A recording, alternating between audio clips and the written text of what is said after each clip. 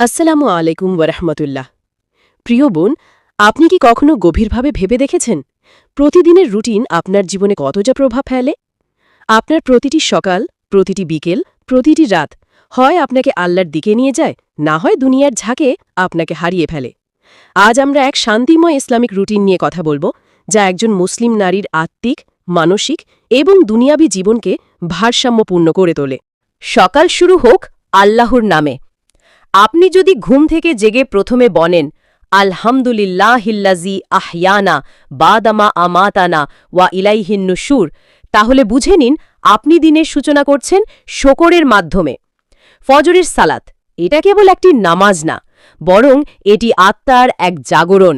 আপনি যখন অন্ধকার ভোরে উঠে অজু করে নামাজে দাঁড়ান, তখন আপনি কেবল নিজের রুটিন বদলাচ্ছেন না, আপনি নিজেকেই বদলে দিচ্ছেন। কোরআন, দোয়া ও চিন্তা দিনের উপহার। ফজরের পর কিছু সময় কোরআনের সঙ্গে কাটানো হোক। আপনি যদি প্রতিদিন মাত্র কয়েকটি আয়াতও পড়েন, বাংলা অর্থ বোঝেন, আল্লাহ আপনাকে জ্ঞানের আলো দেবেন।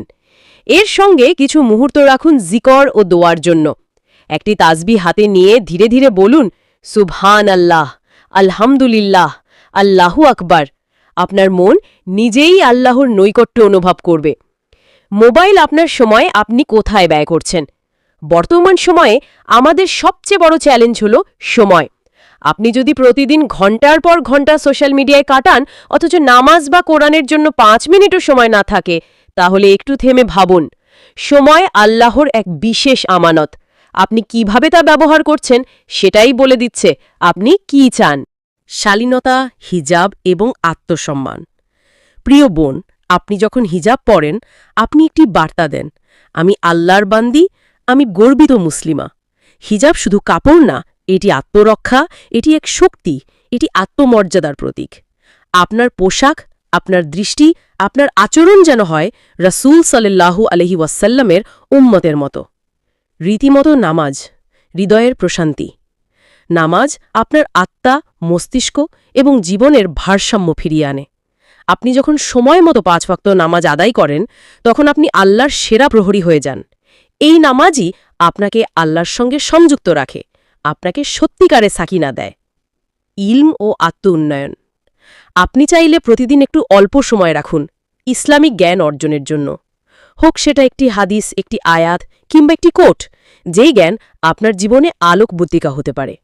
ইলম ও আমল, এই দুয়ে ভারসাম্য রাখুন। পরিবার, সম্পর্ক এবং আমল। একজন মুসলিম নারীর চরিত্র কেমন হওয়া উচিত? হন বিনয়ী, অন্যের সম্মান রক্ষা করেন, গীবত থেকে দূরে থাকেন, মা বাবার প্রতি দায়িত্বশীল, আত্মীয়তার বন্ধন বজায় রাখেন, নিজের ভুল বুঝে দোয়া করেন। আপনি যদি ছোট ছোট কাজেও এখলাস রাখেন, জান্নাতের রাস্তা আপনার জন্য সহজ হবে ইনশাল্লাহ। রাতের আত্মজিজ্ঞাসা এবং তাওবা। দিন শেষে নিজেকে একটু সময় দিন। নিজেকে প্রশ্ন করুন, আজকের দিনটা আমি আল্লাহর জন্য কিভাবে কাটালাম? তারপর ধীরে ধীরে ইস্তেগফার করুন। আস্তাগফিরুল্লাহ। এটি শুধু একটি শব্দ নয়, এটি হলো একটি কান্না, একটি ফিরে আসা। সুন্নাহ অনুযায়ী ঘুমানোর আগে কিছু ছোট সূরা পড়ুন, যেমন সূরা ইখলাস, ফালাক, নাস। আপনি দেখবেন আপনার ঘুমও হবে বরকতপূর্ণ। শেষ কথা, একটানা ছোট আমলই বড়। প্রিয় বোন, আল্লাহ রাসূল বলেছেন, আল্লাহর কাছে সবচেয়ে প্রিয় আমল হল যা নিয়মিত করা হয়, যদিওটা সামান্য। আপনি যদি প্রতিদিন একটু একটু করে নিজের রুটিনকে ইসলামিক করে তুলেন, আল্লাহ আপনাকে এমন শান্তি দেবেন যা দুনিয়ার কোনো কিছু দিতে পারে না। আল্লাহ আপনাকে রুটিনে অভ্যস্ত করে তুলুন, যেখানে রয়েছে নামাজ, জিকর, হিজাব, দয়া ও আত্মশুদ্ধি। আপনি হন এই দুনিয়ার ভেতরে জান্নাতের প্রতিনিধি, একজন গর্বিত মুসলিমা।